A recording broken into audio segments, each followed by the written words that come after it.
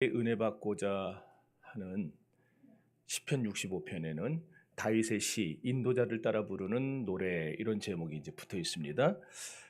제목에서 볼 수 있는 것 같이 이 시는 이스라엘의 제2대 왕이었던 다윗이 지은 기도문입니다. 그런데 그 기도문을 성가대 지휘자인 영장을 통해서 곡을 붙여가지고 그걸 예배 시간에 하나님 앞에 봉헌한 시인데, 이 시편 65편을 언제 기록했느냐, 또 그 배경의 역사는 뭐냐, 이거 잘 알려지지는 않아요. 일부 자유주의 학자들 가운데는 이 시가 원래는 히스기야가 지은 시랍니다. 그런데 누군가가 이 히스기야가 아수르 군대를 물리치고 지은 시인데, 누군가가 후대에 이걸 일부러 의도적으로 다윗이라고 이름을 고쳤다, 이렇게 말하는 사람들이 있어요. 하지만 대부분의 학자들은 다윗이 인생 역경의 직면에서 그 모든 것을 하나님 앞에 기도하며 이긴 다음에 기도의 응답을 주신 하나님께 감사하며 지은 시라, 이렇게 다들 주장을 합니다.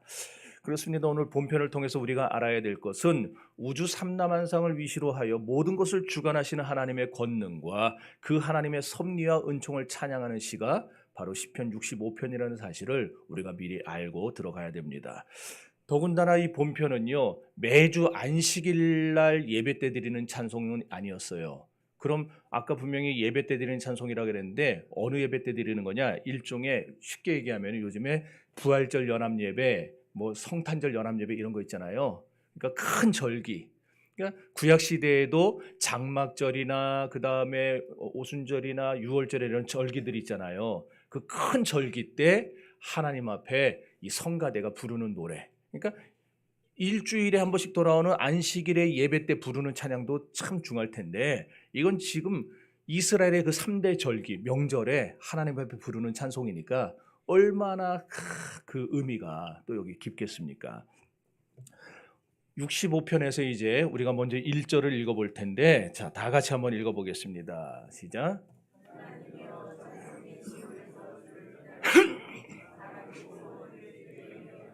아멘. 하나님이여, 이 말에서 우리는 이 시를 기록한 다윗의 신앙심을 엿볼 수 있어요. 이 하나님이여라는 말은요, 그냥 나온 게 아닙니다. 다윗이 하나님을 생각할 때에 인간의 세계로부터 우주 삼라만상에 이르기까지 모든 세계를 주장하시는 하나님에 대한 고백이 이 하나님이라는 단어 하나에 다 들어있는 거예요. 개인 삶의 섭리자이기도 합니다, 하나님은. 그러나 하나님은 개인만 다스리는 분이 아니라 이 모든 만물을 지배하시고 다스리시는 놀라운 하나님이에요.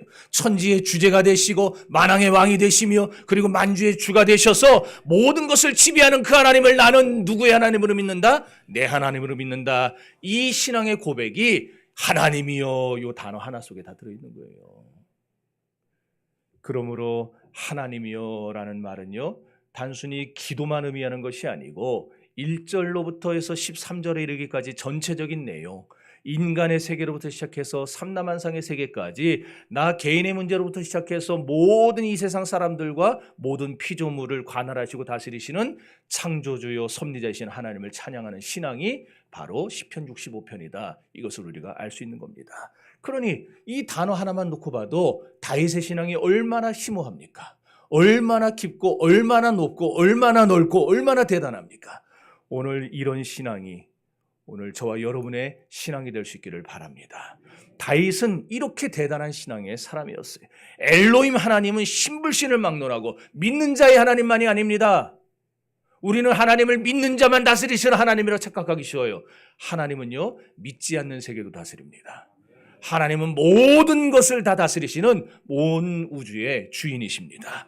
이렇게 모든 세계에 존재하는 피조물의 생사화복을 주관하시는 능력의 하나님, 이런 하나님을 믿었던 다윗처럼 오늘 저와 여러분도 이런 능력의 하나님을 믿으며 살아갈 수 있게 되기를 바랍니다.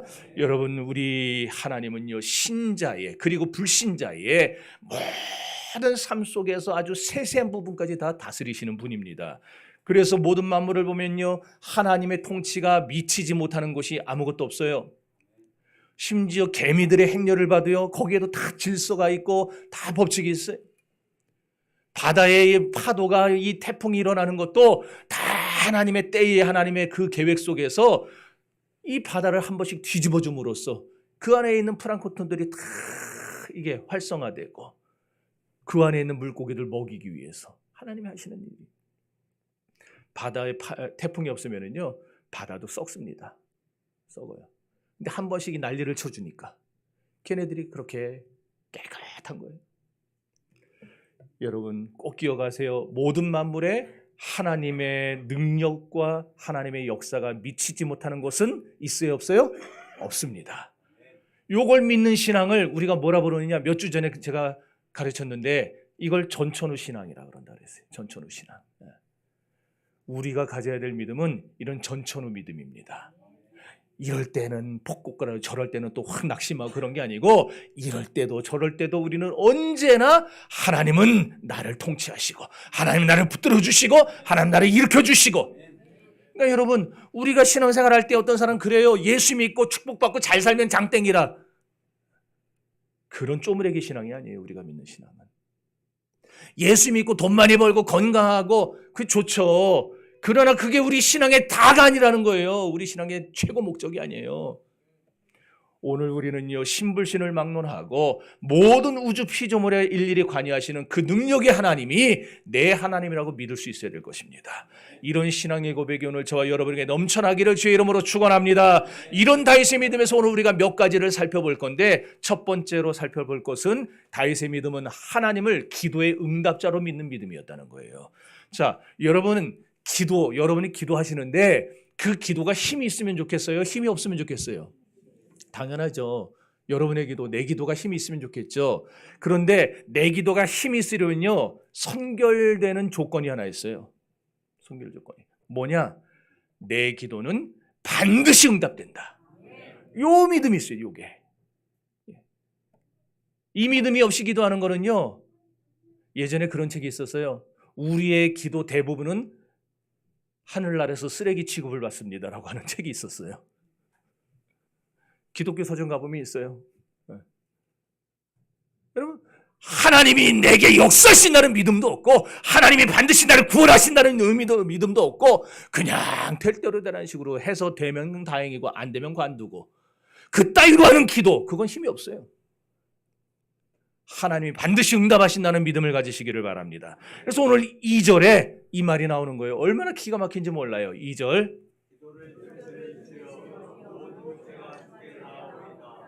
아멘. 다윗 보세요. 언제나 무슨 일을 만나나, 어디서나, 어떤 상황에서나, 위기를 만나나, 역경을 만나나, 고통을 만나나, 아멘 할 때까지 할 겁니다. 병들었거나 아픈 일을 당하거나, 어떤 일을 당하든지 간에, 무슨 상황이 있든지 간에, 자기가 만난 문제가 어떤 문제든지 간에 다윗은 항상 기도의 사닥다리를 타고 그걸 넘어갔어요. 요번에 여기 현수막 딸 때에도요, 우리 장로님이, 이제 누가 좀 젊은 사람들이 대신해 줘야 되는데, 그걸 장로님이 사다리 탁 놓고 쫙 올라가서 거기를, 저 에어컨 실외기 있는 데로 훅 올라가더라고요. 난 그거 한번 올라가려면 달달달 떨리던데. 전봇대도 툭 올라가고 막. 사다리가 있으니까 그 높은 데도 그냥 축축 올라가요.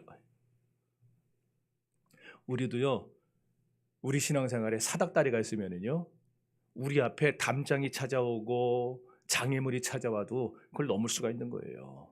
여러분의 인생의 사닥다리는 기도입니다. 있습니까? 인간이 언제 가장 곤고한지 아세요? 언제 제일 힘드세요, 여러분은? 언제? 내 편이 없을 때. 또 언제 힘드세요? 회사에서 이번에 특별상여금 준다 그랬다가 취소됐을 때? 언제 힘드세요? 인간이 제일 곤고한 때는요, 기도 안 할 때입니다. 왜냐? 질병이 와도 그거 기도 안 하고 자기 힘으로 넘어가려고 하고, 그리고 고달픈 환경이 찾아오면은 기도 안 하면서 그 고달픈 환경을 자기가 극복해 보려고 하고, 자식이 문제를 터뜨려 갖고 오면은 그 기도 안 하면서 그 자식 문제를 일일이 쫓아다니면서 해결하려고 하니까 인생이 곤고해요. 늘 힘이 들어요. 그래서 사람들이 한숨을 쉬고 괴로워하는 거예요. 그런데 어떤 견디기 어려운 문제 직면에도 하나님 앞에 기도하는 사람은 인생이 힘들다고 느껴지지 않습니다. 왜냐? 왜 그런가? 하나님이 그 마음을 꽉 붙들어 주시고 있기 때문이에요. 막 바람이 쳐서 휘청휘청할 때에 그 애기들 막 넘어갈 거 아니에요. 그런데 애기 내가 딱 붙잡고 있으면은 까딱 없는 것처럼 우리가 세상의 바람에 휘몰리고 다닐 때 하나님 앞에 기도하면 하나님이 우리를 붙들어 주십니다. 그게 다윗의 인생을 통해 증명이 되지 않았습니까? 다윗은요, 사울에게 쫓기면서 때로는 광야에서, 때로는 동굴에서, 때로는 블레셋에 망명할 때에도 다윗의 삶의 기둥은 언제나 뭐였냐? 바로 기도였어요. 기도가 있었기에 그는 참을 수 있었고, 기도가 있었기에 그는 눈물을 머금으면서도 힘을 얻을 수가 있었던 것입니다. 이렇게 기도는 다윗의 인생을 버티게 해주는 기둥과 같은 거였어요. 그렇다면 다윗에게만 그런가? 아닙니다. 오늘 이 21세기를 살아가는 저와 여러분에게도 우리의 삶의 기둥은 기도가 되어야 됩니다. 그러니까 다윗이 자기의 모든 주변의 사람들이 다 떠나간 것 같다 그런 적이 있었어요. 어려움에 직면해가지고 마치 바산에 아주 수많은 황소가 자기를 에워싸고 있고 바산의 강력한 힘센 소들에게 둘러싸였다라고 말할 정도로 다윗이 밑바닥으로 툭 떨어져가지고 힘들다 이런 때가 있었어요. 그럴 때에 질병에 걸리죠. 어떤 때는 실패를 겪죠. 어떨 때는 아픔을 겪죠. 어떨 때는 가난에 고달프죠. 어떨 때는 원수가 쫓아오는 그런 추적의 위기 속에서 다윗은 그때마다 하나님 앞에 기도했는데 놀라운 건요, 기도할 때마다 하나님의 응답이 따라왔다라는 겁니다. 이렇게 기도의 응답을 체험하면서 다윗은 힘을 얻은 겁니다. 그러므로 기도하지 않는 인생은 곤고하지만 기도에서 응답받는 인생은 힘을 얻게 되는 겁니다. 우리 연약한 무릎이 기도에 응답받으면요, 이 무릎이 펴져요. 그럼 벌떡 일어나게 돼요. 여러분, 그래서 다윗이 13년 동안 그 뼈저린 고통 속에서도 살아남을 수가 있었던 겁니다. 뿐만 아니라 아들 압살롬에게 배반당해서 반역을 당하고 죽을 위기에 처했을 때에도 하나님 앞에 자기 연약함을 고백함으로써 다윗은 힘을 얻었어요. 더 나아가서 자기가 죄를 짓고 밧세바와 사이에서 정말 치욕적인 죄를 짓고 말할 수 없는 자책감을 느낄 때에도 그는 하나님 앞에 나아가 회개의 기도를 드리면서 용서와 사죄의 은총을 체험했던 사람입니다. 이렇게 기도는 다윗에게 있어서 모든 문제의 유일한 해결책이었듯이 오늘 저와 여러분에게 있어서도 기도는 우리 모든 문제의 해결책이 되는 줄로 믿습니다. 그러므로 기도할 때마다 응답 주시는 하나님을 경험한 다윗이 오늘 본문 2절에서 이렇게 말한 거예요. 기도를 들으시는 주여 모든 육체가 주께 나아오리이다. 우리 하나님은 기도를 들으시는 분입니다. 부모가 자식의 요구에 응답을 하잖아요. 하나님도 자기 자식의, 자기 백성의 기도에 응답하시게 되어 있어요. 그게 다윗의 믿음이라는 거예요. 믿음은 어려운 게 아닙니다. 하나님이 나를 반드시 여기서 건져내시고 나에게 응답하실 것이다. 이 믿음이 있어야 돼요. 여러분, 자식이 못나서 부모에게 손 벌려요. 그럼 부모가 도와줍니까? 안 도와줍니까? 도와주죠. 너 이번이 마지막이야. 마지막이야. 한 번만 더. 이제 다시는 국물도 없어 해도 다음에 또 오면 또 도와줘요. 그게 부모예요. 매스컴에 간혹가다 그런 자식들 나오잖아요. 남편은 일찍 죽었어요. 그래서 정말 하나 있는 아들 기죽지 말라고 엄마가 온갖 고생 다 하면서 돈 벌어가지고 아들 뒷바라지 해가지고 해달라는 거 다 해준 거예요. 오냐오냐 키웠어요. 근데 이 자식이 커가면서 이게 애물단지가 돼버리는 겁니다. 엄마는 나이가 먹었는데도 그냥 자식이 그냥 사고치고 다니니까 그 뒷바라지 하느라고 파출부 생활해요. 나이가 들어서도. 그래가지고 겨우겨우 생활을 하는데 그 엄마 등골을 빼먹으면서 사는 자식들이 있어요. 사업한다고 돈 뜯어가요. 그럼 또 제대로 해야 되는데 오래 못 가요. 귀가 얇아가지고 누가 여기서 이렇게 얘기하면 또 홀라당 거기다 말 듣고 투자하고. 그러면 또 엄마 찾아오는 거예요. 엄마 찾아서 또 돈 달라고. 그럼 또 엄마는 또 여기저기 쫓아다니면서 돈 빌려서 3천만 원 만들어서 줘요. 그럼 또 그거 가지고 와서 금세 또 홀라당 까먹고. 이러지도 못하고 저러지도 못하는 자식이 있어요. 그런데요, 그 엄마 보세요. 그렇게 문열이 같은 자식. 문열이가 뭔지 아세요? 문열이 몰라요? 네. 원래 뜻은요, 짐승들 중에 제일 먼저 태어난 첫째를 문현이라 그러는데, 근데 이게 뜻이 나중에 뭐가 됐냐면은 좀 모자라네, 부족하네. 그 문열이 같은 자식이 와서 돈 벌려면요, 엄마는 자기 등골이 휘는데도 여전히 돈을 만들어 줘요. 그런 거 보잖아요, 뉴스 틀면은. 저는 근데 그거 보면서 누가 생각나는지 아세요? 하나님이 생각나더라고요. 내가 사고 칠 때마다 어디 갈 데가 없어갖고 하나님 앞에 나와서 하나님, 그냥 눈물 뚝뚝 흘리면서 회개하고 기도하면은 하나님은 참, 나 같았으면은 국물도 없어 자식아 이럴 텐데 우리 하나님은 그래, 내가 네 맘 다 안다. 그래서 또 받아주시고, 또 하나님이 힘 주셔서 나가서 또 생활하다가 또 내 맘대로 하다가 또 팍 자빠져요. 그럼 그 다음에 또 코가 석자가 빠져서 하나님 또 찾아오고. 근데 그때마다 우리 하나님은 이제는 나 찾아오지도 마 그러질 않고 그런 나를 언제나 받아주시고 언제나 위로해 주시는 하나님. 여러분, 우리가 예수 그리스도의 보혈로 구원함을 받아서 하나님의 양자가 됐습니다. 양자. 여자들도 다 거기 포함되어 있는 거예요. 왜 여자들은 아멘을 안 해요? 양자 양녀 다 포함되어 있어요. 하나님과 우리는 그러니까 이제 남이에요, 아니에요? 남이 아니에요. 경상도에서는 그런 말이 있던데, 우리가 남이가. 전라도는 뭐예요, 장로님? 전라도는 뭐예요? 똑같아요? 우째 똑같은데요? 사투리가 들린데? 아, 내가 그래서 어저께 찾다가 아무리 말해도 순 욕밖에 안 나오더라고요. 그래서 못 찾았어요. 충청도 말도 찾아보려다가 못 찾고 내가 참, 괜히. 뭐예요? 알아요? 뭐? 아, 충청도 말이 전라도 말이라고? 어쨌든 참 기가 막힌 말이에요. 하나님과 우리는 남이 아니에요. 예. 남이 와서 얘기하면요, 우리는 안 듣죠. 그러나 내 자식이 와서 얘기하면은 듣게 되어 있는 거예요. 그래서 다윗이 이렇게 자기에게 응답 주시는 하나님 앞에 그가 언제나 사용했던 효과적인 통로가 뭐였느냐? 그게 바로 기도였다. 이 기도를 통해서 하나님을 만난 겁니다. 그래서 다윗은 보세요. 무슨 일을 만나든지, 블레셋이 그일라라고 하는 동네를 침범했던 때가 있었어요. 그때는 언제냐면 다윗이 숨어 다니던 때였습니다. 사울을 피해서.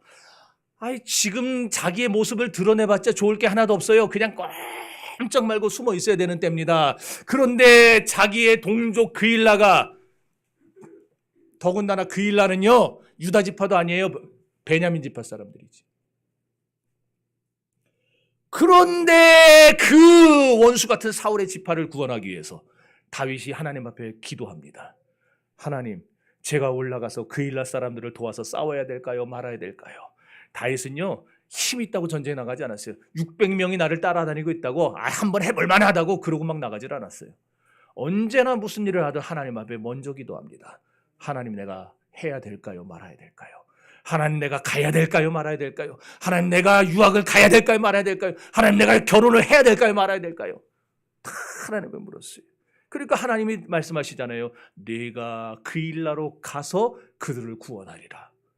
그 말이 딱 떨어지니까 하나님 말씀 듣고 나가는 거예요. 그러니까 전쟁에 이겨요. 전투에 이긴 다음에 사울왕이 그일라에 다윗이 나타났다는 소식을 들은 거예요. 그래가지고 부랴부랴 군대를 끌어가지고, 아니, 지 동족이 블레셋에게 침공당할 때에는 그거 구원하러 올 생각 콧배기도 안 먹었던 놈이 다윗이 거기 있다니까 다윗 잡으러 군사를 끌고 내려오는 거예요. 이게 정신 나간 왕 아니에요? 그 내려오는 다 소식을 듣고 다윗이 또 하나님 앞에 기도합니다. 하나님, 제가 그일라에 남아 있어야 될까 말아야 될까요? 그일라 사람들이 내가 여기 있으면 나를 사울에게 팔아 넘길까요? 안 넘길까요? 하나님 그러시죠. 뭐라 그럽니까? 그일라 사람들이 널 분명히 100% 팔아 넘겨. 그러니까 피해라. 그러니까 그 말을 듣고 피해요. 시글락에 머물고 있을 때에도 시글락을 아말렉군이 침투해 왔어요. 침범했어요. 그래서 다윗의 가족들은 물론이고 그 이스라엘 백성들의 가족들까지 싹 다 잡아갔어요. 재산을 다 뺏겼습니다. 그때 막 백성들이 돌을 들어서 다윗을 때려 죽이려고 할 때 그 절박한 상황 속에서 하나님 앞에 기도합니다. 하나님, 우리가 저들을 따라가면 잡을 수 있겠습니까? 그래, 하나님이 따라가라. 너희가 정령 그들을 잡을 것이고 너희의 뺏겼던 것들, 가족들 다 되찾아올 것이다. 그러니까 또 하나님 앞에 그 응답받고 가잖아요. 길보아 산에서 사울이 죽었습니다. 얼마나 절호의 기회입니까? 이제는 누구도 못 말려요. 다윗을 그냥 예루살렘으로 가서 자기가 왕 됐다고 선포하고 왕위 앉아버리면 그만입니다. 그런데 다윗은 하나님 앞에 그때도 물어요. 하나님, 내가 유다로 올라가야 되겠습니까? 말아야 되겠습니까? 이게 다 뭘 의미하는 거겠습니까? 여러분, 기도는요, 해본 사람만이 기도한다는 겁니다. 기도는 아무나 하는 게 아니에요. 해본 사람이 기도하게 되어 있어요. 어떤 사람들은 말합니다. 아니, 나는 기도 안 해도 하나님이 딱딱 알아서 해주시는데 당신은 하나 그렇게 기도하러 다녀도 어떻게 되는 게 하나도 없어. 그런 사람도 우리 주변에 있어요. 그거 하나님 들어주시는 거 아니에요. 착각하지 마세요. 기도 안 했는데 잘 풀린다? 기도 안 했는데 잘 된다? 기도 안 하는데 막 사업이 잘 되고 직장이 잘 되고 막 그냥 막 다 모든 것이 다 그거요. 하나님이 축복이 아니고 저주입니다. 하나님이 한 방에 패려고 지금 쌓아두고 있는 거예요. 그거. 정신 차려야 돼. 기도 안 하는데 잘 되는 거 정신 차려야 됩니다. 기분이 나쁘신가? 왜 아멘들을 아무도 안 해요?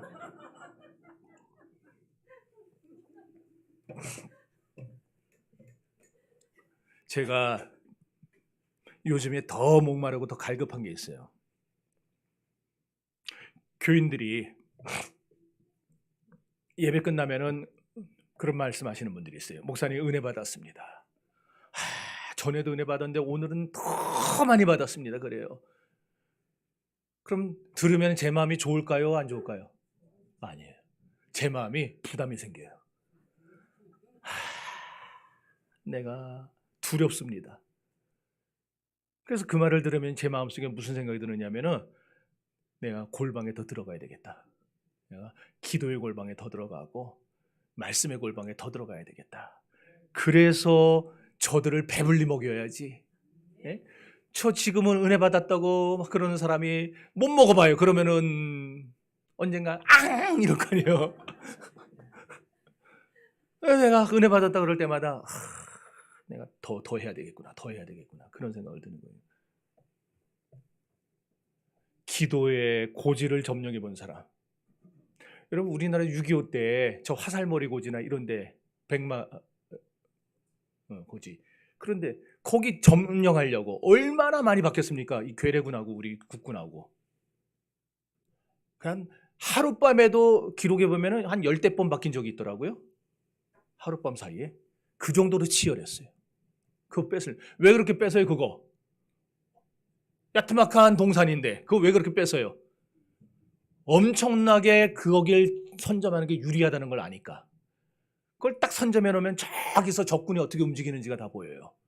그거를 장악을 하려고 그렇게 수많은 젊은이들이 목숨 바쳐서 그걸 뺏은 거예요. 똑같습니다. 기도도. 기도의 고지를 점령해 본 사람은요, 이 고지가 얼마나 중요한가를 알기 때문에 더 높은 고지를 향해 가요. 더 높은 고지를 점령하려고 하는 거예요. 제가 제일 안타까운 게 뭐냐? 지금까지 여러분과 함께 하면서 기도 시간에 딴짓하는 사람들.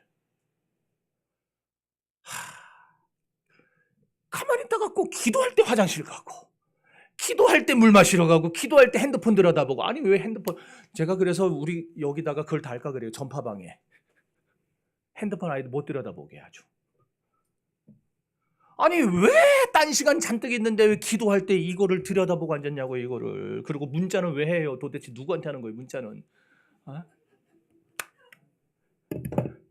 나한테 하는 건 아니에요. 왜? 나한테 들어온 게 없으니까. 기도의 깊은 세계로 들어가 본 경험이 없기 때문에 딴짓하는 거예요. 그래서 조금 하다 힘들면은 관둬요. 여러분 기도하다가 그런 경험들이 있으실 거예요. 막 끊어져. 막 속이 다 끊어지는 것 같아요. 너무 아파요. 그래서 기도를 딱 내려놓을 때가 있어요. 그만해야 되겠다. 근데 그걸 넘어서야 돼요. 그걸 넘어서면요, 새로운 세계가 기다리고 있습니다. 신세계가. 그 껍질을 깨고 들어가야 되는데 그걸 못 깨는 거예요. 그거를. 저는 제 자녀들도 그렇고 우리 교회 청년들, 우리 어린 친구들 이런 기도의 껍질을 좀 깨고 들어가가지고 기도의 놀라운 세계를 경험할 수 있게 되기를 바랍니다. 그래서 우리 교회는요, 어떤 교회인가? 지금 만약에 어디 나가서 정신교회 아세요? 정신교회가 어떤 교회 물으면 뭐라고 대답할 거예요, 사람들이? 우리 전도하시는 분들 뭐라고 하던가요, 사람들이? 대부분 다 그거 아니에요? 정신교회 어디 있어요? 그러지 않아요? 안다는 사람 많아요? 그럼 정신교회가 어떤 교회래요? 목욕당한 교회. 이게 완전히 머릿속에 박혔다니까. 에? 퍼주는 교회래요? 주는 교회는 저기 있는데. 네. 안 주는데 잘 나.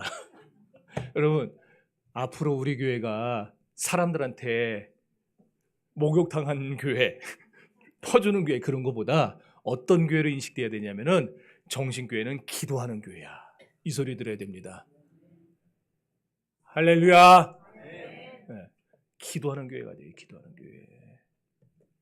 따라합시다. 기도. 다시 한번 기도. 네. 기도하는 교회. 그래야 자기를 꺾고 순종할 수 있어요.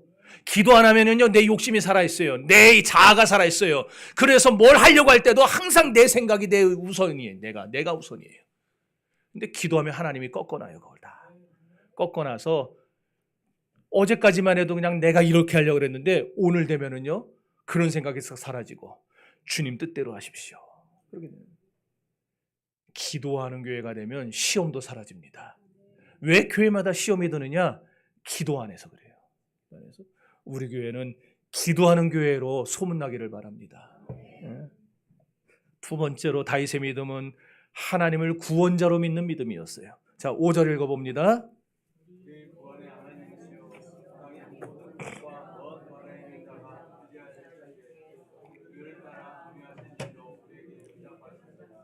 아멘. 자, 그러면 하나님은 어디서 다윗을 구원했는가?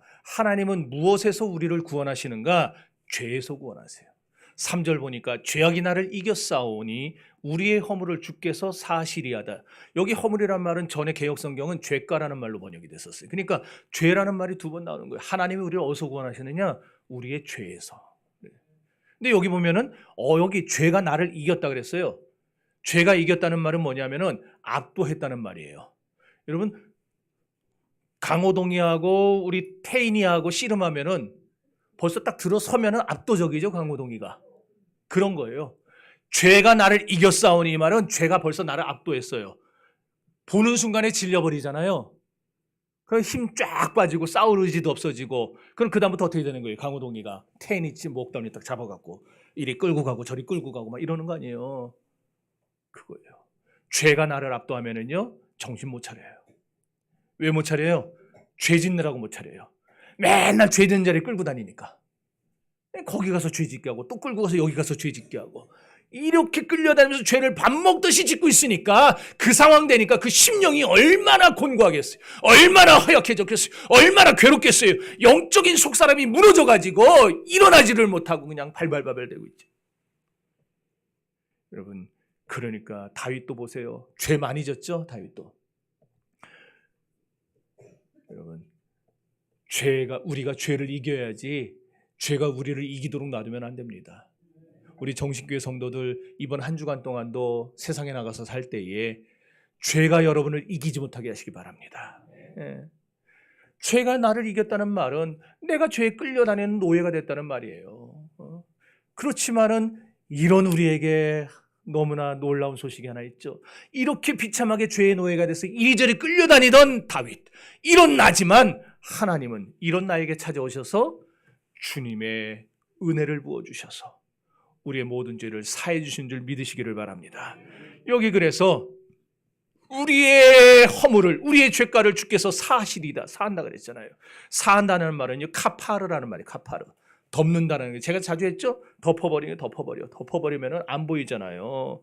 그럼 뭘로 덮어요? 뭘로 덮겠어요? 예? 뭘로 덮어요? 예? 여러분이 네, 바바리로 덮는 거 아니잖아요. 뭘로 덮어요? 주님의 보혈로 덮는 거예요. 야, 우찬이, 오유 대단합니다. 기본이야? 주님의 보혈로 덮어요. 주님의 보혈로. 인간은 죄인이에요. 여기 있는 저도 죄인이에요. 그런데 예수님의 보혈로 덮어주시면은요, 우리의 속사람, 내 속에 있는 이 죄가 밖으로 드러나지 않아요. 보이지를 않아요. 이걸 뭐라 부르느냐? 예수 그리스도의 속량 또는 대속, 그렇게 불러요.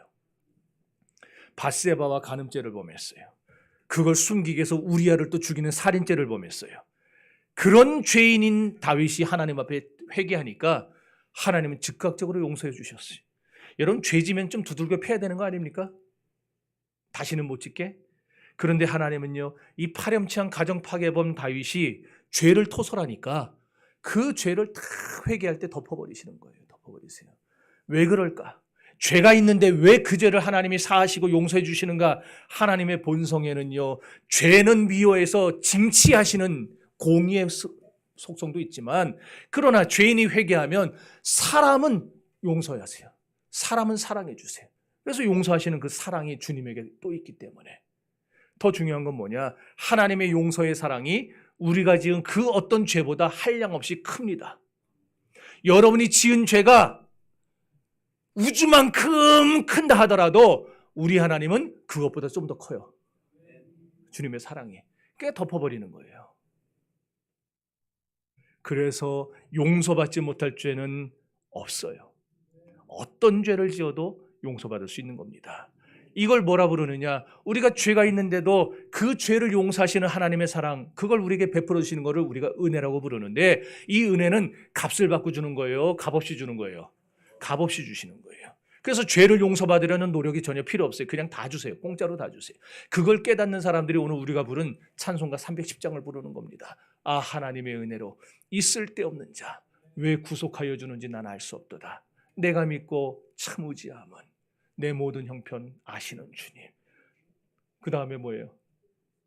늘 돌보아 주실 것을 나는 확실히 아네. 여러분, 이렇게 하나님이 여러분에게 값없이 다 베풀어 주시고 덮어 주시고 회복시켜 주시는 은혜 하나님이 있는 사실을 믿으시기를 바랍니다. 5절 다시 읽어봅니다. 시작.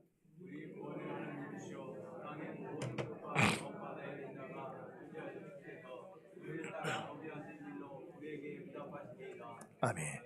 여기 땅의 끝과 땅의 모든 끝과 먼 바다에 있는 자라는 말은요, 이스라엘 민족뿐만이 아니라 누구까지? 이방인들까지. 이방인들까지. 그 이방인들까지 뭐 해주신다는 거예요? 구원해 주신다는 거예요. 그러니까 여기 벌써 선교의 의미가 벌써 나오고 있어요. 그 다음 절도 보세요. 6절하고 7절.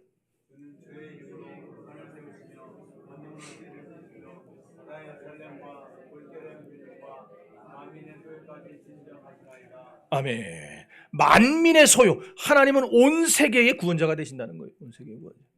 온 세계 인류 중에 택한 백성을 구원하시려고 하나님은 지금도 전도자들을 파송하셔서 그들을 구원해내시. 그래서 하나님은 마음을 먹으시면요, 구원하지 못할 백성이 아무도 없어요. 반드시 구원해내십니다. 그래서 지금 여러분의 태신자들 중에 말 더럽게 안 듣고 아무리 해도 안 되고 하는 사람이라 하더라도요, 하나님이 구원하기로 작정한 그 명단에 들어있다면은 여러분 포기하지 말고 하세요. 반드시 하나님이 언제 어떤 일을 통해서라도 그 영혼을 구원해내실 겁니다. 예, 그 다음에 8절 읽어보세요.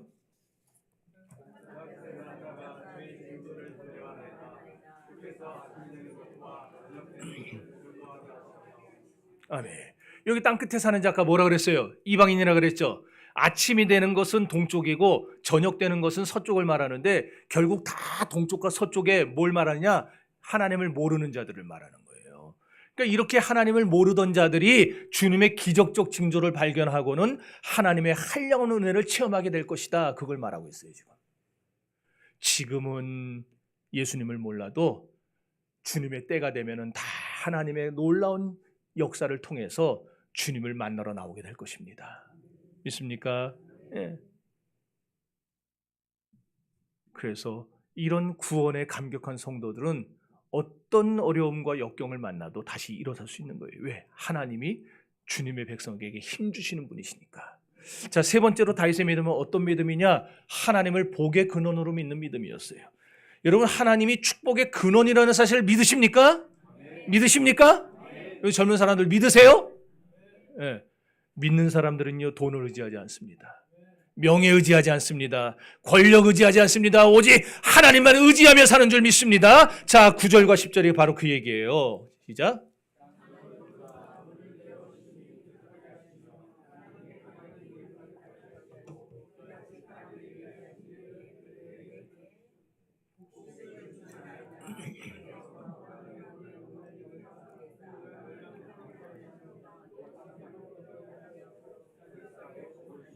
아멘. 아멘. 전달이 그때 안 됐었나? 이제 앞으로 저 글씨체를 견고딕으로 다 바꾸세요. 이 맑은 고딕 말고. 네, 견고딕으로. 전달 안 했지? 자, 여기 보면 땅을 돌본다라고 그랬어요. 땅을 돌본다라는 표현이 뭐냐면은 방문하셨다라는 거예요. 그러니까 하나님이 어디 방문하셨어요? 땅에 방문하셨어요. 땅에. 여러분의 땅에 방문을 하세요. 자, 하나님이 그 땅을 살펴보시러 친히 찾아오셨다. 이게 무슨 말이냐? 하나님은 지금요, 여러분이 무엇이 필요한지, 무엇이 지금 있어야 되는지 그걸 살펴보시기 위해서 지금 여러분의 땅에 찾아오셔가지고 때로는 그 마른 땅에 물을 내주시고 때로는 밭고랑에 물을 넉넉히 부어주시듯이 여러분을 도와주시는 하나님입니다. 네? 그리고 10절에 보면은 그 싹에 복을 주시나이다 그랬어요. 이게 뭐냐? 하나님이 경제적인 복을 주시는 분이라는 거예요. 그러니까 하나님이 복 주셔야 가정 경제가 돌아갑니다. 하나님이 복 주셔야 우리나라 경제도 돌아가게 되어 있는 거예요. 불경기다 불경기다. 여러분, 단군 이래로 불경기 아니었던 적 한 번도 없습니다. 에? 누가 그러더라고요, 저한테. 다 언제나 불경기였대요. 여러분, 옛날에 언제 우리나라가 잘 살았던 때 언제예요? 에? 지금이 가장 잘 사는 거예요? 에? 아멘. 여러분, 옛날에 뭐 무슨 대통령 시절에 뭐 예금 금리가 옛날에 뭐냐, 응답하라 1988에 보니까 은행 금리 몇 프로였는지 기억나세요? 음마 아파트가 5천만 원인데 음마 아파트를 살까 고민하니까 성동일이가 그러는 거예요. 아, 우리 은행에 넣으라니까, 우리 은행에 넣으라니까. 뭐 이러면서 비록 금리가 조금 떨어졌지만 몇 프로라 그래요? 17.5%. 지금 꿈도 못 꾸는 금리죠. 그게 떨어진 금리래요. 20 몇 프로에서. 지금 생각하면 그때가 잘 살은 것 같았죠. 근데 그때도 뭐라고 그랬는지 알아요? 불경기라 그랬어요. 신문 보니까. 그러니까 나라 경기가 풀리고 이게 흘러가고 이 와중에 살아남고 하는 모든 것은 다 결국 누구의 손에 달려있는 거냐? 하나님 손에 달려있는 거예요. 그러니까 여러분, 가정이 잘 되려면은 결국 누구 붙들고 살아야 돼요? 하나님 붙들고 살아야 돼요. 돈 붙들고 가면 안 돼. 돈 붙들고 가면은 그냥 돈만 바라보면서 이거 벌려고 아둥바둥하면요, 그거 쓱 옮겨버리면 끝이에요. 어떤 영화 중에 그런 영화 있더라고. 죽으라고 막 통장에다 모아놨는데 어느 날 보니까 해커들한테 해킹당해가지고 그 돈이 빵원되고 다 날라갔어요. 하나님이 옮겨버리시면 끝이에요. 여기 있는 거 우리는 못 옮기는데 하나님은 쉬워요. 우리도 개미를 여기다 여기 옮기면 쉽잖아요. 하나님도 여기 있는 거 여기다 옮기는 건 하나님께 일도 아니에요. 그러니까 여러분, 하나님을 붙잡아야지. 우리가 세상에 돈 붙잡겠다고 자꾸 돌아다니면요, 있던 것도 다 없어져요. 그래서 여기 나온 복이라는 말이 뭐냐면 바라크라는 말, 바라크. 이 바라크가 뭐냐면 능력이라는 말이에요. 복이라는 말이 아니라 능력이라는 말이에요. 능력.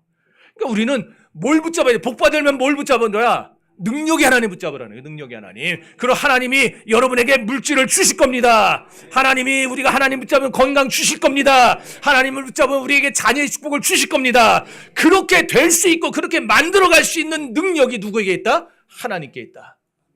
그거예요. 그렇기 때문에 하나님이 정한 때가 딱 되면은요, 그 능력이 그 사람을 통해서 주어지는 환경을 변화시켜요.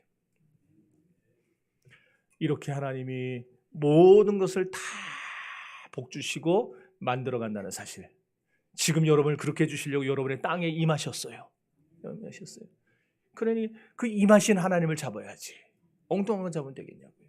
그 하나님이 여러분을 축복한다는 사실을 믿으시기를 바랍니다. 그래서 13절에 보면 초장은 양떼로 옷 입었고 골짜기는 곡식으로 덮였음에 그들이 다 즐거워해지고 또 노래하나이다. 뭐예요? 모든 것이 풍성해지고 모든 것이 다 넉넉해진다 노래하는 거예요.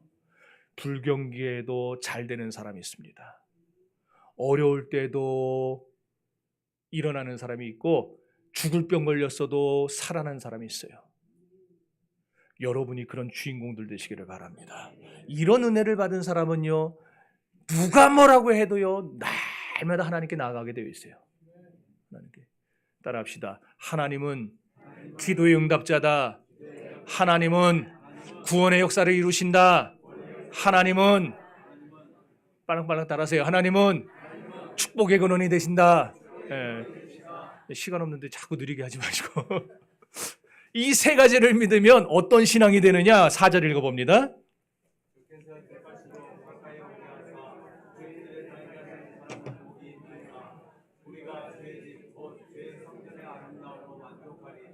아멘. 자, 이렇게 세 가지였어요. 하나님은 기도의 응답자가 되시고 하나님은 또한 구원의 역사를 해주시고 하나님은 축복의 근원이 되신다는 요 사실을 믿는 사람.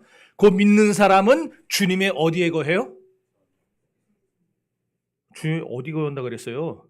주의 뜰에 살게 하신다 그랬잖아요. 주의 뜰에 살게 하신다. 주의 뜰에. 여러분, 하나님이 구원의 백성으로 선택한 사람이라야 하나님께 예배드리러 예배 자리인 주의 뜰에 나오게 되는 거예요. 주일날 어디 가서 뭐 하는지. 저는 그래서요, 날이 화창하면은요, 화창해서 걱정이 돼요. 오늘은 또 날 좋다고 어디 놀러 갈까? 또 날이 비 오면은요, 또 비 온다고 걱정돼요. 오늘은 또 날이 굳다고 안 나올까? 1년 내내 염려만 하는 거예요, 염려만. 그래서 하나님이 그냥 춥기도 하고 덥기도 하고 막 하면 오묘하게 좀 만들어줬으면 좋겠어요. 여러분, 그렇습니다. 우리가 물질의 복을 받는 게 다가 아니에요.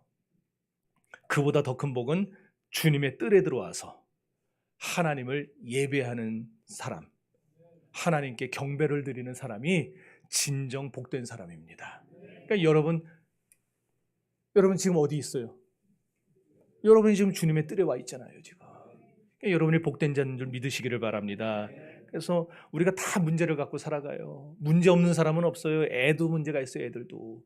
그런데 다양한 문제를 고심해도 하나님이 우리를 주님의 뜰인 정신교회로 끌고 나오셔가지고 이끌어서 우리에게 지금 여기 딱 앉혀놓고 예배를 드리게 하신다는 거예요. 그러니 내가 지금 하나님을 예배하는 이 시간이 가장 무엇보다 귀하다. 이 시간이 복된 시간이다. 그렇게 믿으시기를 바랍니다. 4절 다시 보세요. 보면은 내가 주님께 가까이 온 게 아니에요. 어떻게 했어요? 우리는 주님이 택해서 가까이 온 사람들이에요.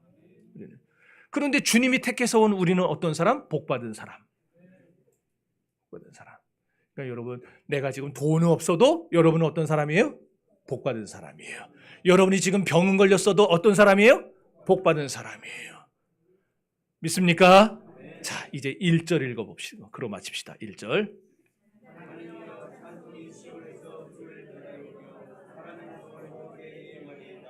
아멘. 여러분, 시온은 어디예요? 하나님의 성전이 서 있는 곳이죠. 훗날 예수 그리스도의 갈보리 십자가가 세워지는 곳입니다. 그죠? 근데 거기서 뭐 하라는 거예요? 뭐 해야 돼요? 첫째는 하나님을 찬송해야 된다는 거예요. 찬송이 시온에서 주를 기다려오며 찬송해. 두 번째는 서원을 갚아야 된다. 내가 성도로서 이렇게 저렇게 하겠다고 마음에 다짐했던 서원을 하나님 앞에 갚아야 된다는 거예요. 그런데 이렇게 하나님을 찬송하고 서원을 갚는 신앙이 고도의 신앙인데, 이런 신앙은 어디서부터 출발하느냐? 하나님의 은혜를 믿는 믿음에서부터 출발을 하는 겁니다. 따라합시다. 하나님은 기도의 응답자가 되신다. 하나님은 구원의 역사를 이루신다. 하나님은 축복의 근원이 되신다. 그걸 믿는 사람만이 하나님을 의지합니다. 그리고 결국에는 하나님을 의지하는 사람이 성전에 나와 목매고 신앙생활하게 되어 있는 거예요. 여러분, 사자가 오늘 제목 보셨어요? 뭐예요 제목이?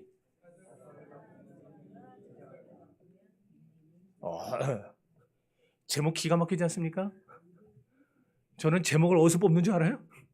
시집들 또는 무슨 칼럼들, 그리고 카피라이터들이 어디 카피 쓴 거, 이거 2002년도 메르세데스 벤츠 그 카피 제목이에요. 이게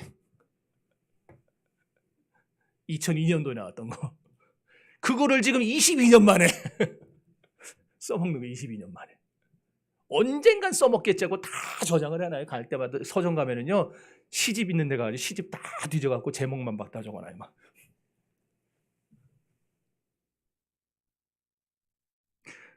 이게 뭔 말이겠어요? 사자가 자세를 바꾸면 언제 자세 바꿉니까? 사냥하려고 할 때 바꾸죠. 가만 평소에는 그냥 이러고 있어요. 그러고 있다가 이제 배고파지면 슬슬 사냥해야지. 그래서 사자가 싹 일어나면서 자세를 바꿉니다. 그러면 온 밀림이 싹 조용해져요. 사바나가. 괜히 눈에 띄면 죽으니까. 여러분, 우리는 애완견으로 이 땅에 온 게 아니에요. 우리는 사자로 부르심을 받은 자들입니다. 그래서 우리가 자세를 바꿀 때 주변 사람들이 좀 긴장을 해야 돼요. 근데 우리가 바꾸려고 할 때 긴장합니까? 그럼 지금 우리가 뭐예요? 길들여진 사자가 됐다는 거예요. 길들여진 사자. 회복해야 돼요. 회복해야 돼요. 독산동만이라도 긴장하게 좀 만들어 봅시다. 독산동만이라도. 정신교회가 뭐 하려고 그래? 그러면 다들 긴장해가지고.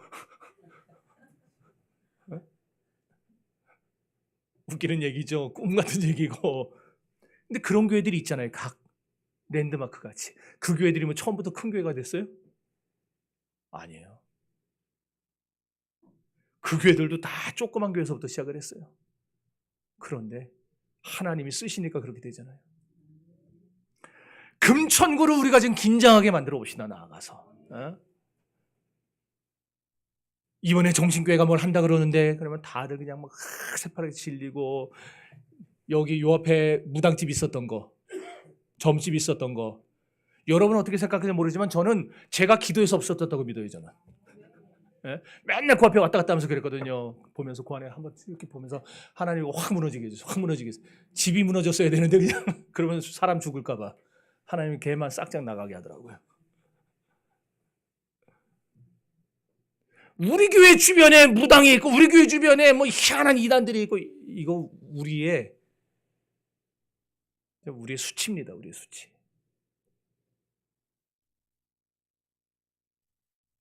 금천구를 건강하게 만들어 봅시다. 이 아침 그래서 우리가 자세를 바꿔야 돼요. 자세를. 긴장하게 만들려면 기도자가 되시기로 결단하시기를 바랍니다. 예배자가 되기로 결단하시기를 바랍니다. 그래서 바뀐 정신교회 성도들 인해서 이 마귀의 세력들이 두려워 떨게 만들어 봅시다. 오늘 우리의 신앙의 자세가 바뀌면은요, 마귀가 두려워 떨 겁니다. 하나님이 여러분의 기도에 반드시 응답하실 겁니다. 그리고 여러분의 인생 가운데에 놀라운 축복을 부어 주실 것입니다. 다 같이 기도합시다.